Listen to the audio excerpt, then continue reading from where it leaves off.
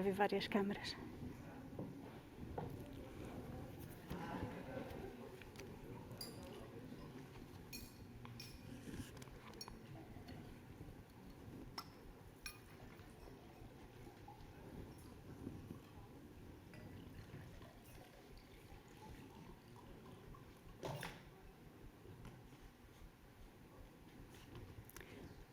Bom dia e bem-vindos ao painel Why Portugal, Internacionalização e Captação de Investimento. Eu tenho comigo um painel de oradores que são a nata dos investidores estrangeiros em Portugal na área das tecnologias, que é um dos setores onde se tem apostado mais na atração de investimento. A pergunta Why Portugal está aqui na base e, portanto, não é preciso repeti-la muito.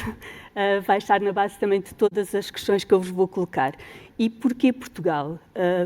Não só para saber o que vocês estão a fazer, porque é que as vossas empresas investiram em Portugal e estão a investir em Portugal, mas também é um caminho para outras empresas poderem também escolher Portugal como um local de captação para investir. Portugal é um país atrativo ou não? Tem boas condições ou não de fixação de investimento? E o bom clima, o sol, a praia, já não podem ser justificação para tudo. A diferenciação também não pode ser feita pelos baixos salários e queremos mostrar, e é esse o objetivo, que Portugal está aberto ao negócio. Mas é também um mercado pequeno e sabemos que essa pode ser uma desvantagem para a captação de mais empresas para Portugal. Segurança, competências também são argumentos que podem ser usados e quero ouvir da vossa voz o que é que vocês têm para nos contar. Primeiro vamos partir para o online e o primeiro, aliás, vou primeiro apresentar-vos, apesar de vocês serem obviamente muito conhecidos. Tenho comigo neste painel, como disse, a nata dos investidores estrangeiros, Miguel Alava, diretor-geral da AWS MA, Bernardo Correia, Country Manager da Google, Paula Panarra, diretora-geral da Microsoft em Portugal, Sérgio Catalão, Country Senior Officer da Nokia em Portugal, Marco Costa, CEO da Talkdesk. Portanto, a primeira questão vou fazê-la ao Miguel Alava, que é o único que não está aqui connosco fisicamente, e eu vou falar em inglês, porque o meu portunhol é péssimo, e, portanto, será nessa língua para fazer a pergunta. Miguel, hi. I hope you understood some of the things that I said. Bom dia, Fátima. Yeah, I understood everything, and my Portuguese is unfortunately worse than your Portuguese. So I'm very happy to talk English to all of you, and thanks very much for your questions. Bom dia, então, Miguel, e welcome. AWS is the newest kid in town, the newest company from this panel to be directly present in Portugal. What is the balance of this almost 3 years, and what is your vision of Portugal as a destination for foreign investment in Portugal? Thanks again, Fatima, and thanks also to Portugal Digital for the opportunity to be here with you all today. I hope there are a lot of people following us on this fantastic initiative. Look, when AWS was founded, that was back in 2006, that's 15 years ago. AWS pioneered back then cloud infrastructure and platform services as we know them today. During these 15 years now, AWS helped learn and grew as well with millions of customers around the world, building the broadest and deepest set of cloud services available today in the market. Portuguese customers, actually, Fatima, were back then, long before AWS opened its first office in Lisbon, among the most innovative, the most creative in Iberia and in Europe. So I hope I answered partially why Portugal as your opening question. And they were all over. There were large enterprises, there were thriving startups, there were SMBs, there were ISVs in every industry and every vertical, innovating with the AWS service. For us, quite frankly, opening an office in Lisbon back in September 2018 was just a natural step.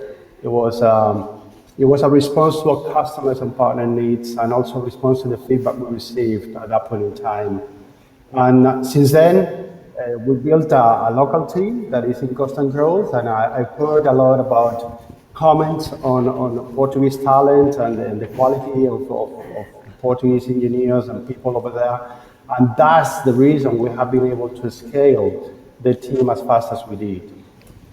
We continue, that was just the beginning, we continue, and as a testimony of that, in September 2019, just 1 year after we opened the office, we also announced the decision to invest in the country further, and we made available an Amazon CloudFront Edge location at that point in time.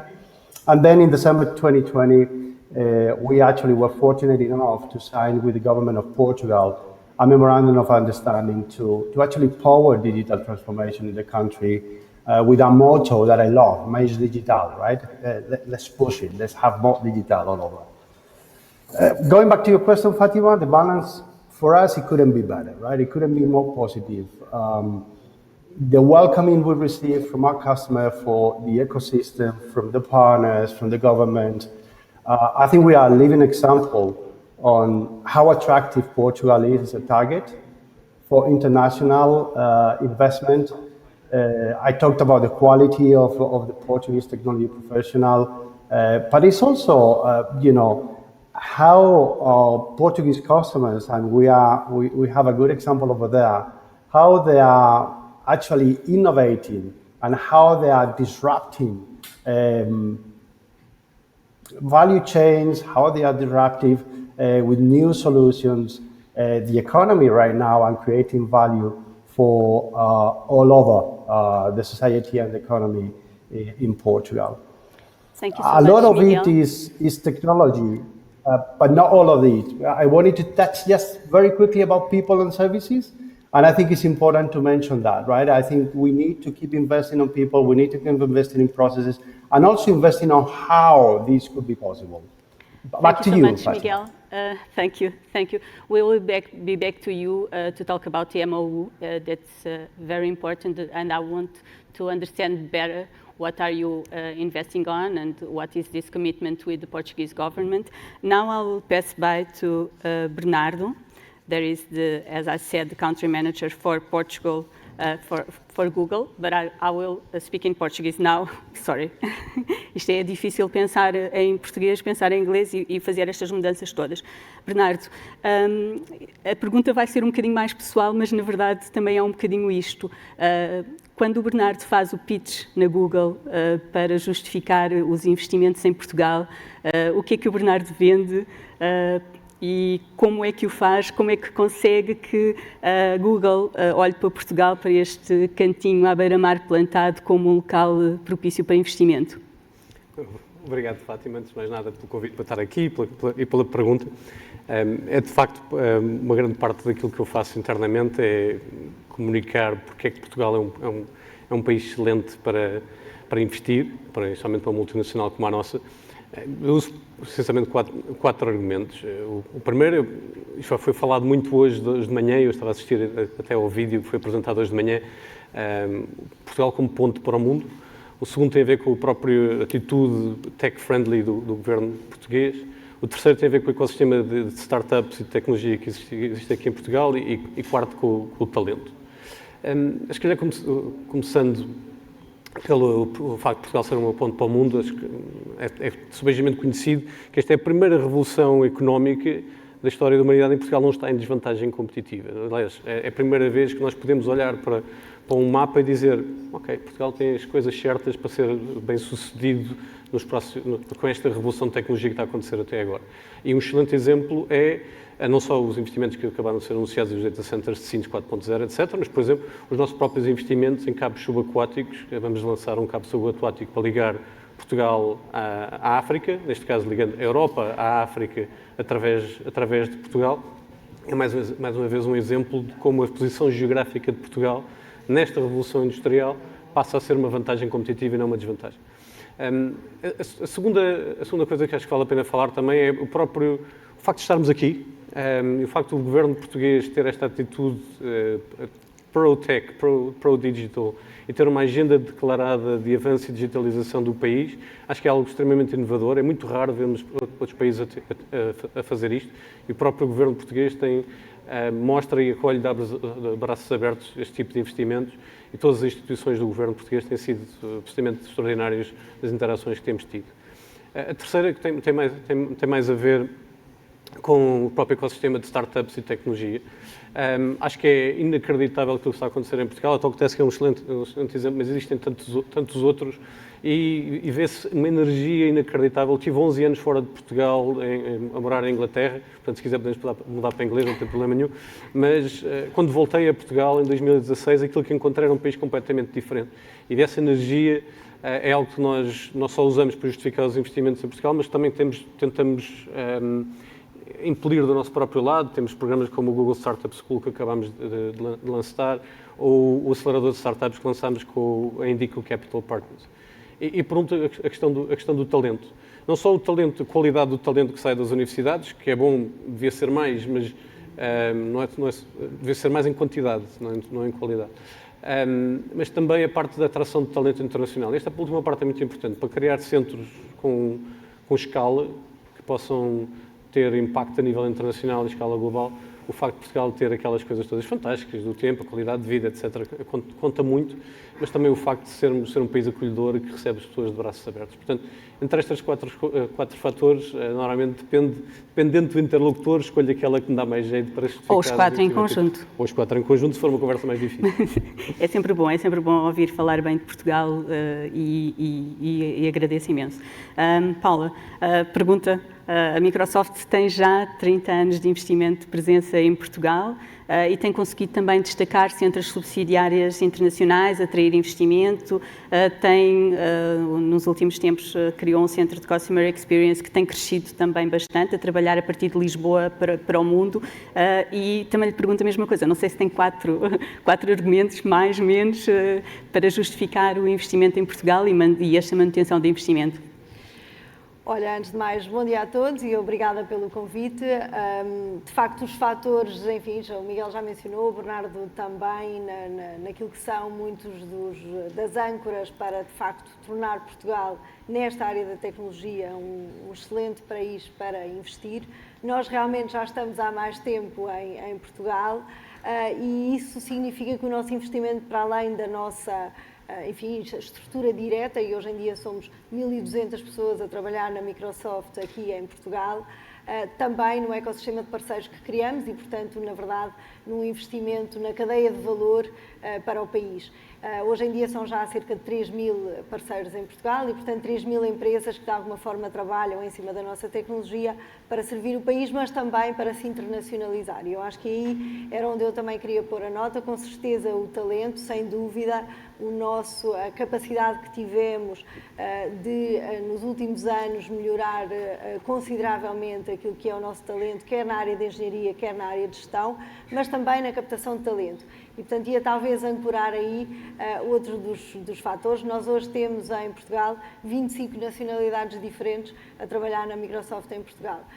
Servimos, como disseste, e, portanto, temos um centro que é um centro de engenharia, portanto, de recursos qualificados, que tomaram a decisão de vir viver para Portugal e trabalhar a partir de Portugal para servir clientes por todo o mundo. E isso é possível pelas condições que o país tem, sem dúvida, e que todos conhecemos e desfrutamos dela, mas também pelo ecossistema de inovação que o país tem e que, portanto, quem se junta sabe que vai encontrar esse país tech-friendly, que de facto cria um ambiente muito propício para a continuação do desenvolvimento destas competências e para a continuação do crescimento daquilo que são estas comunidades tecnológicas, que podem ir tão longe, e dou-vos exemplo, nós durante o ano da pandemia recrutámos 283 pessoas, e das quais 65 desde novembro, acima de tudo para uma nova equipa que trouxemos, que é uma equipa que trabalha linguística, trabalha, na verdade, aperfeiçoamento dos algoritmos de língua,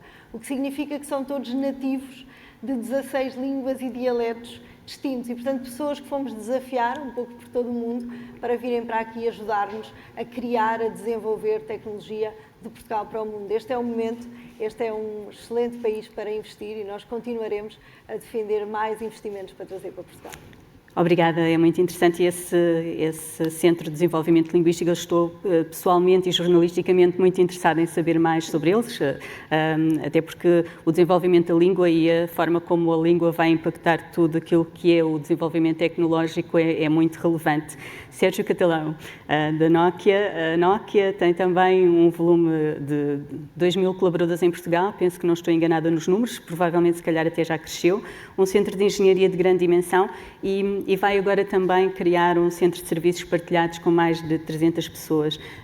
Diga-me dos seus argumentos para conseguir trazer este investimento para Portugal e o que é que recomenda a nível internacional para se fixar mais investimento.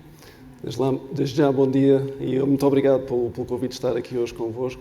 Começar por dizer, em relação ao número de colaboradores que nós hoje temos em Portugal, são mais de 2.200 que colaboram connosco com a Nokia em Portugal. Nós, nos últimos 10 anos, efetivamente, a Nokia tem investido de forma sustentada em recursos portugueses e nacionais para localizar em Portugal centros de competência que trabalham para o mundo inteiro. Temos hoje cerca de seis centros globais de competência que têm atividades que vão desde a investigação e desenvolvimento à prestação de serviços, como sejam a operação de redes, suporte de redes dos nossos clientes, que são de todo o mundo, e muito recentemente este novo centro de serviços partilhados que anunciámos no início do ano, que vem complementar aqui um bocadinho as nossas atividades internacionais e globais. De referir que todas estas atividades hoje em dia já são feitas numa lógica e em áreas que são absolutamente fundamentais para a transição digital, são elas os 5G que todos falam e também a cibersegurança. E, portanto, estamos a apostar mesmo em relação às nossas atividades em de alguma forma, focar todo este ecossistema de atividades em áreas que são absolutamente estratégicas para o setor.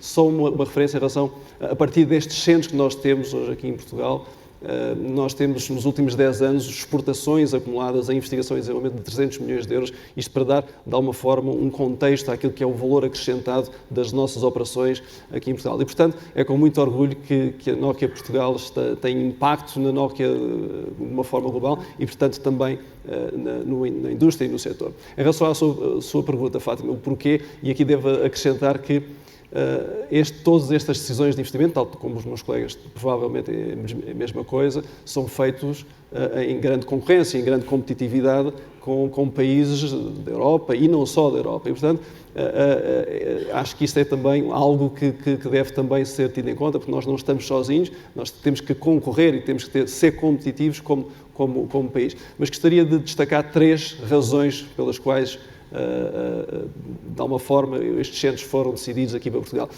Desde logo o ecossistema virtuoso que temos em Portugal, já falámos aqui, talento, as competências, as qualidades das nossas universidades, o ecossistema também de inovação. Nós hoje somos considerados um país, um strong innovator, portanto isso também contabiliza, a localização geográfica, as infraestruturas e também, de alguma forma, também os apoios que existem aos investimentos internacionais. E, portanto, eu diria que o ecossistema virtuoso é, sem dúvida alguma, tem sido um aspecto fundamental quando nós fazemos um value proposition, uma proposta de valor para a Nokia Global, para capturar este investimento. Mas depois queria acrescentar duas outras dimensões. A primeira, o track record de performance da equipa local. Isto é mais do que trazer centros de competência global. A equipa tem que conseguir manter a competência, tem que, de alguma forma, trazer melhorias contínuas para continuar a merecer a confiança de quem investe aqui. E o último ponto, talvez uma nota, também aqui uma ambição da equipa local em crescer e em acrescentar mais âmbito àquilo que são as nossas operações e acreditar que temos o ecossistema e temos as competências, temos os recursos, temos as condições para continuar a convencer a Nokia Global que faz sentido investir em Portugal e queremos continuar a crescer em Portugal. Sim, acredito que essa capacidade e a vontade de trazer mais investimento seja também muito relevante e já vi que vocês continuam super entusiasmados nessa senda e é bom ver, portanto, calculo que jornalisticamente vamos ter também novas novidades dentro em pouco tempo e vamos tentar falar nelas depois. Passo agora para a Talkdesk. A Talkdesk tem tido um crescimento impressionante. Destaca-se como um dos nossos unicórnios, e desculpe dizer nossos, eu sei que não tenho qualquer percentagem de participação, mas sentimos sempre as empresas, é uma pena, de facto, sentimos sempre estas empresas como também um bocadinho nossas de Portugal, e é sempre importante perceber como está a crescer e o que tem feito para continuar a investir em Portugal e também para se internacionalizar e ganhar cada vez mais dimensão. Marco Costa, quais é que são os principais desafios? São diferentes, certamente, das empresas que temos aqui neste painel. Quais são os principais desafios que estão a enfrentar para continuar a investir em Portugal e também, obviamente, para internacionalizar? Bom dia e obrigado pelo convite. Bem, a Talkdesk é uma empresa de género portuguesa, eu diria portuguesa e americana ao mesmo tempo. Nascemos cá e lá, em São Francisco, ao mesmo tempo. E, portanto, não me é tão difícil explicar porque continuar em Portugal, porque tem quem me ouça, mas não nos vamos enganar. Todos os dias temos de tomar decisões importantes e temos que olhar para as opções que temos e continuamos a decidir manter uma presença muito forte cá em Portugal.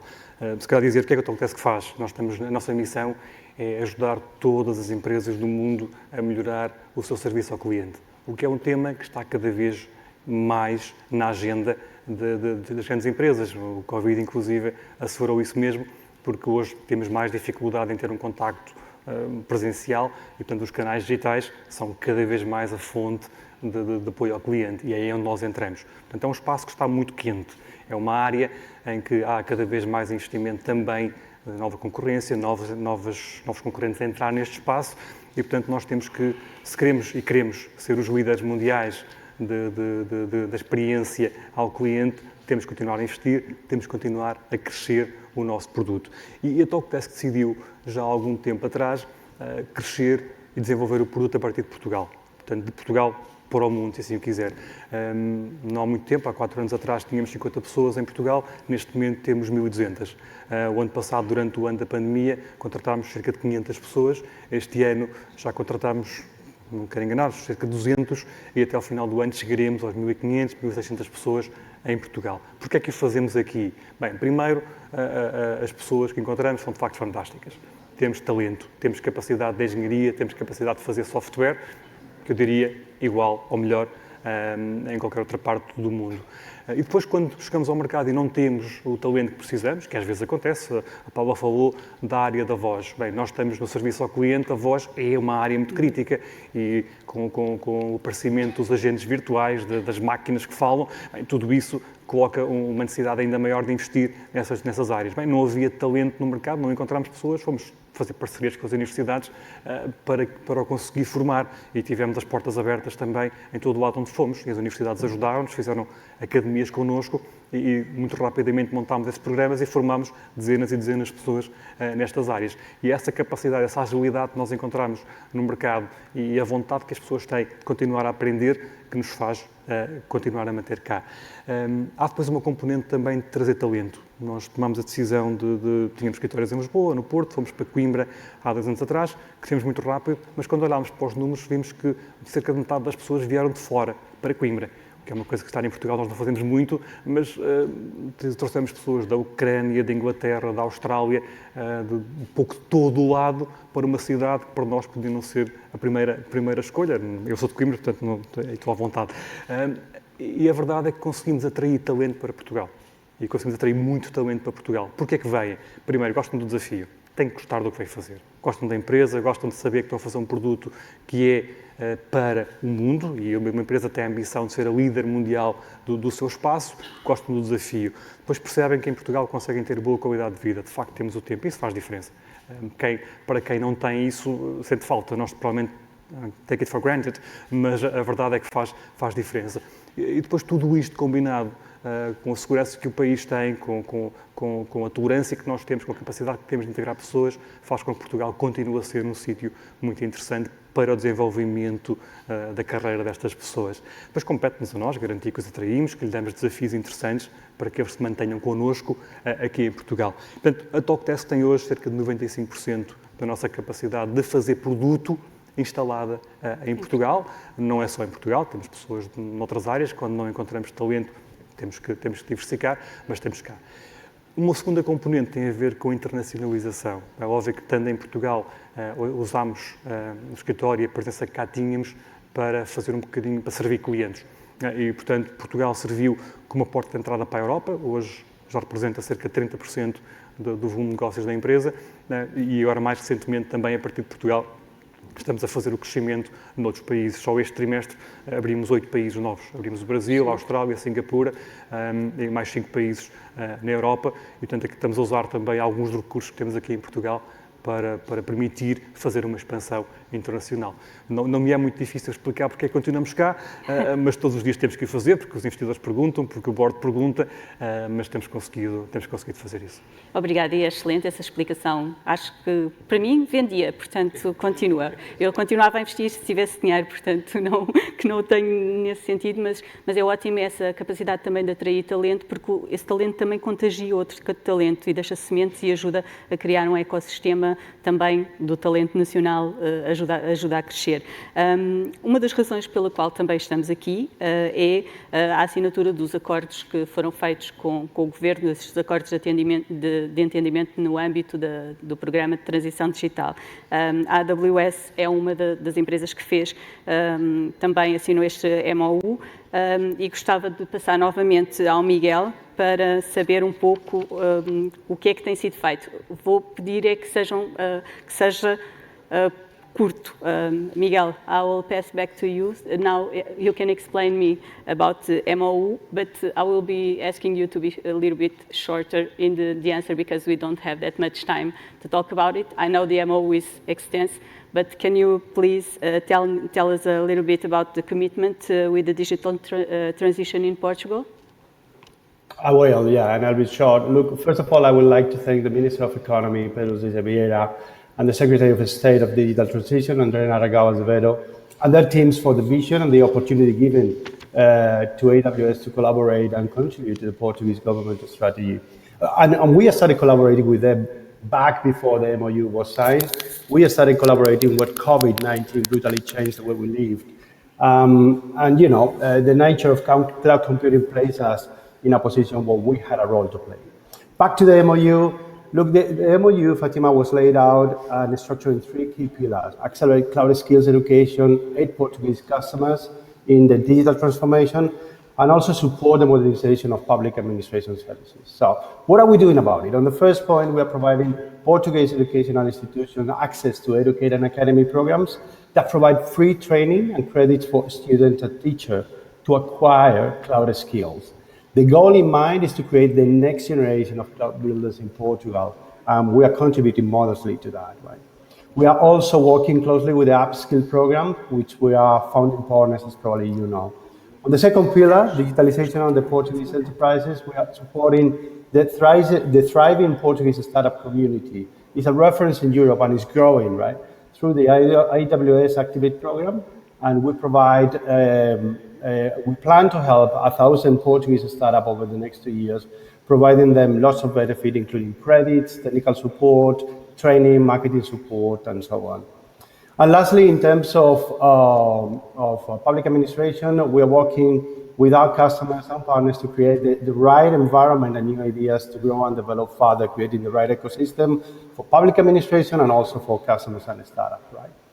We are humbled to be part of it and help to transform both sectors, private and public, and we have seen it in the last 3 years.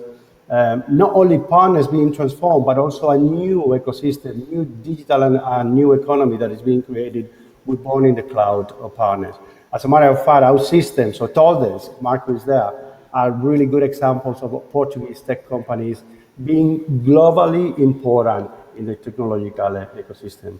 We believe, Fatima, just to finish, that Portugal has the right mix, government strategy, partner community, and customer vision and ambition to be a global success, and we want to be part of it.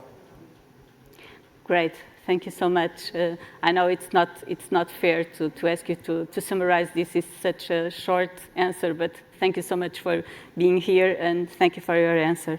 Bernardo, vou-lhe pedir a mesma contenção em termos de tempo, apesar de eu saber que todos os MOUs são bastante extensos e têm muitas iniciativas, especificamente na área da formação digital, da inteligência artificial, cloud, apoio a startups. Enfim, não quero fazer o seu trabalho, conte-nos um bocadinho também o que é que foi a evolução desde que foi assinado esse acordo e o que é que sente em termos de impacto de diferença que está a fazer. Ok. Vou tentar ser breve. Como disse, isto é uma pergunta altamente complexa porque a quantidade de trabalho que está por trás de todos estes MOUs é incrível. Mais do que falar do conteúdo dos próprios MOUs, que são basicamente baseados, no nosso caso, em competências digitais, empregabilidade, empreendedorismo, inteligência artificial, por aí fora, é mais falar do impacto, em que é que se traduziu. Se calhar as pessoas ouvem falar em MOUs e saber mais que impacto é que ele tem no país. Eu acho que ele tem 3 componentes principais. Primeiro, permitem corrigir alguns problemas que nós tivemos no passado. Por exemplo, falta de qualificação em tecnologias de informação. E uma das coisas que nós fizemos muito recentemente foi anunciar com o Ministério do Emprego e da Formação Profissional 3.000 cursos de formação profissional em tecnologias de informação oferecidos aqui em Portugal, 50% dos quais terão de ir para mulheres e 100% dos quais são para desempregados. Ou seja, acho que uma das coisas que a nossa MOU tenta fazer é não deixar ninguém para trás, tentar que seja o mais inclusiva possível em termos de que esta transformação digital seja para todos. A segunda é no presente em termos de valor económico. Um estudo que nós fizemos com a BCG calcula que só nós apanhamos a média europeia em termos de transformação digital, vale qualquer coisa como 20 mil milhões de euros para a economia do país, ou mais ou menos 1,5 ponto de PIB por ano para a economia do país. Eu acho que isso é absolutamente brutal e nós, pelo menos da nossa parte, sentimos honrados de fazer a nossa parte. Outra coisa é mais em termos de futuro. E de futuro, acho que nós precisamos de pensar qual é que é o futuro do trabalho e as competências que precisamos aqui em Portugal para ser bem-sucedidas no futuro, tanto na população em geral.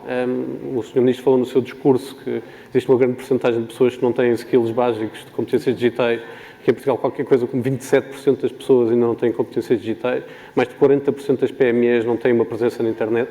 Portanto, ainda há um caminho para fazer e muitas das ferramentas e das coisas que nós temos feito é no sentido de tentar colmatar essas deficiências que no futuro podem ser grandes oportunidades. Um pequeno exemplo, a nossa ferramenta do Google My Business, que é onde as pessoas gerem a sua presença nos mapas do Google, permitiu qualquer coisa como 84 mil empresas do ramo da restauração e do comércio do retalho local em Portugal anunciar que, por exemplo, vendiam ao postigo ou que podiam fazer vendas por agendamento ou por aí fora e adaptarem-se às condições da pandemia durante este último ano e pouco. Portanto, tanto a corrigir erros do passado como preparar o futuro, como entregar valor económico hoje, eu acho que a nossa MOU e as outras que o Governo tem assinado têm tido um impacto extraordinário. Sim, de facto, o Bernardo refere bem que, quer dizer, não é só um papel, não é? Não estamos aqui a falar de um papel que foi assinado com muito trabalho, provavelmente com muita negociação também. Paula, sente também, eu sei que também o acordo que foi assinado com a Microsoft também está muito focado na formação, sente também já que está a dar frutos. A Microsoft já tinha feito outros acordos anteriores com o governo português e tem já um histórico também interessante nessa área.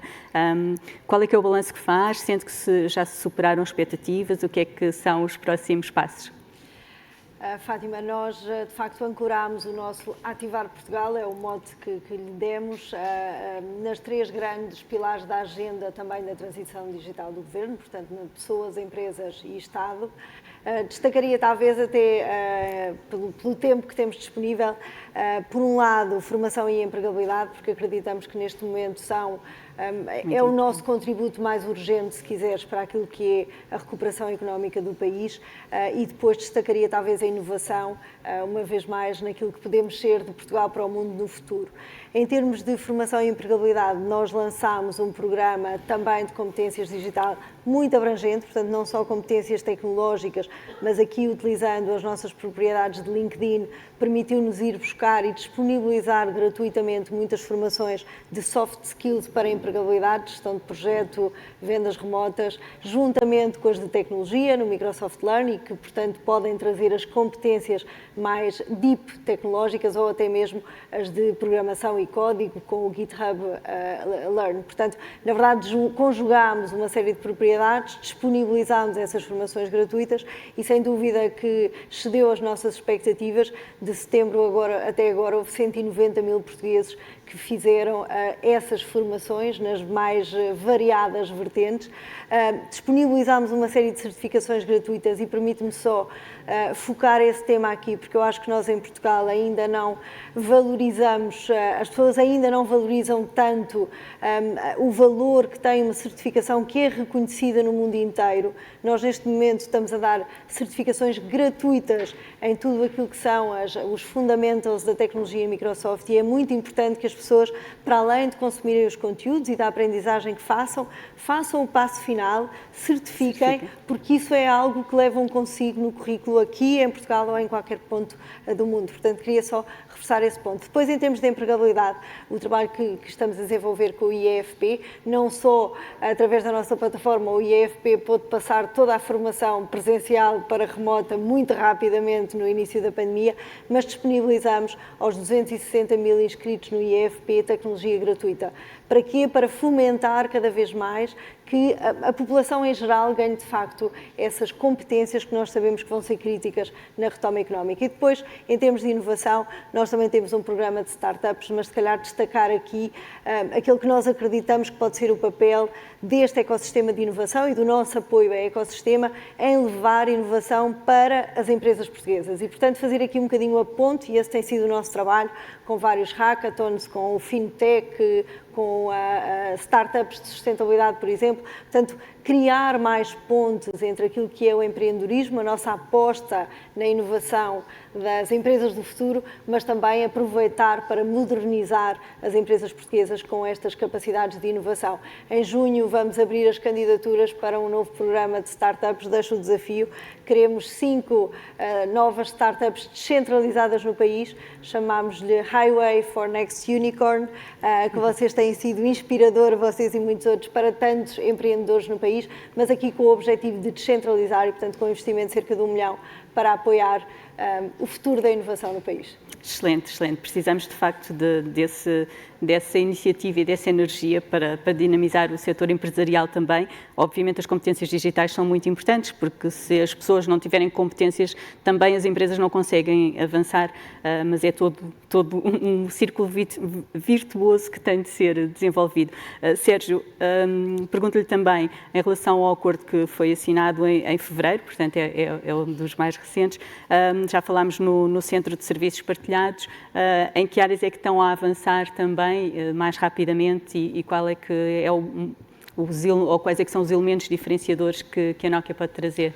Fátima, e pegando um bocadinho na questão do ser mais do que um papel, para nós efetivamente foi um privilégio podermos assinar este memorando de entendimento, porque, e aí desde já os parabéns ao Ministério e à Secretaria de Estado pela forma estruturada como conseguiram de alguma forma lançar este programa e este projeto com uma visão clara, com objetivos que são medidos e que podem ser medidos e também depois com uma estratégia de implementação. E, portanto, eu diria que o balanço que eu faço daquilo que tem sido a interação à volta do memorando tem sido extremamente positivo. Em relação, e para ser breve também, em relação às áreas onde nós estamos a avançar no âmbito do memorando de entendimento, eu destacaria 2, no pilar administração pública, e nós temos estado a falar muito com os organismos do Estado e também com parceiros que efetivamente podem complementar aquilo que nós estamos a fazer e de alguma forma dar também uma mais-valia àquilo que é a nossa relação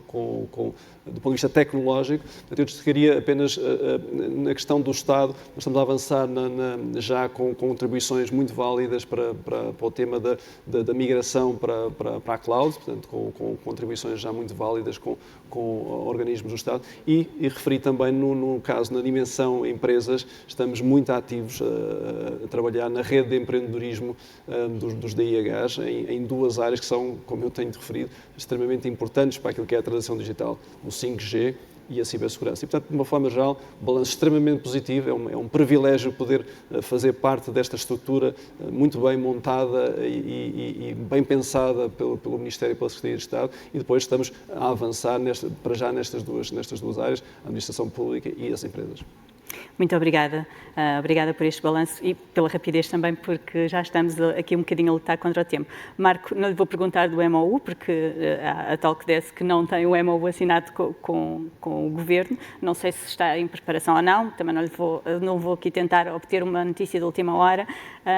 Ia perguntar-lhe, fazer-lhe uma questão um bocadinho diferente, porque também já foi referido aqui pelo painel, a Talkdesk é um unicórnio que nós prezamos muito, queremos mais startups, queremos mais scale-ups, queremos mais unicórnios em Portugal e sabemos que, quer dizer, não é só juntar mais água, não é? Há aqui outros ingredientes que têm que se colocar para conseguir fazer uma história de sucesso na internacionalização e no crescimento das empresas, e a fazer um bocadinho uma maldade e pedir-lhe alguns conselhos que daria às empresas para que isso possa acontecer e para que sejam sementes de futuros unicórnios em Portugal. Muito bem. É um bom desafio, Fátima, vamos dizer isso. Eu diria que, pegando também naquilo que foi a nossa experiência, eu acho que há uma vontade, há uma necessidade de olhar para o mercado como um mercado global. Ou seja, não vale a pena assumir que vamos tratar do mercado português, ganhamos os clientes em Portugal e depois logo se vê. Isso não existe. Acho que temos que pensar, o mercado é global e deve ser global desde o dia 1. Sim, é mais difícil, claro que sim. Sim, os clientes em Portugal são muito importantes, inclusive para validar o produto, para nos dar algumas receitas para conseguirmos ter a capacidade de provar e levantar dinheiro, se for o caso, mas o mercado é global. E, portanto, desde o dia 1, quanto mais cedo se assumir essa realidade, acho que maior será a probabilidade de sucesso. Uma outra questão que me parece muito importante e que aprendemos isso com a cultura americana é se vamos falhar, vamos falhar rápido, porque a probabilidade de acertar é muito pequena. A probabilidade de ter um unicórnio, é por isso que se fala tanto dos unicórnios, é porque de facto é difícil e não são muitos. E, portanto, nem todos os produtos conseguem lá chegar, nem todas as empresas conseguem lá chegar. Não depende do produto, não depende da empresa, depende de um conjunto de fatores. Se é o produto certo, no timing certo, com a equipa certa para conseguir executar, tem financiamento, portanto, há um conjunto de coisas. Portanto, falhar não é um problema. Falhar não deve ser um estigma. Portanto, quanto mais cedo validarmos se há ou não há sucesso, se é o tempo certo ou não, e quanto mais cedo se corrigir o curso, na minha opinião, melhor. E por último, de facto, acho que é preciso pensar muito bem e ter uma visão muito clara onde é que queremos chegar, onde é que a empresa quer chegar, qual é a ambição da empresa. Portanto, se tivermos essa North Star, que é o que é que nós queremos resolver, e claro, pode mudar com o tempo, mas ter essa visão parece-me que é muito importante. Mas eu diria que são estas três coisas, olhar para o mercado global, assumir que provavelmente estamos errados e vamos ter que corrigir, porque é o mais normal, é isso, e perceber onde é que vamos e tentar que toda a empresa, toda a equipa, maior ou mais pequena, entenda e se alinhe nesse objetivo comum. E esteja toda a gente alinhado pelo mesmo, mas os unicórnios são poucos, mas é por isso também que são tão especiais, não é? O que é importante é que mais empresas tentem chegar lá. Agradeço imenso este painel, gostaria de ter também mais tempo, obviamente tínhamos aqui muito para explorar e é sempre um privilégio poder falar convosco, que sabem tanto sobre o mercado tecnológico, que estão a investir em Portugal e que sabem tanto sobre Portugal e é muito recompensador também ver, eu já estou neste mercado do lado jornalístico e não do lado investidor há mais de 20 anos, 30? Diria, pronto, é melhor não contarmos, mas é muito recompensador ver também o entusiasmo e a energia que vocês continuam a trazer para estas conversas e para esta dinamização do setor tecnológico, no caso, mas para Portugal e é importante que isto continue a trazer frutos e possamos conversar mais sobre isto de outras vezes. Muito obrigada a todos também que nos ouviram e esperamos que tragam mais negócio para Portugal. Obrigado.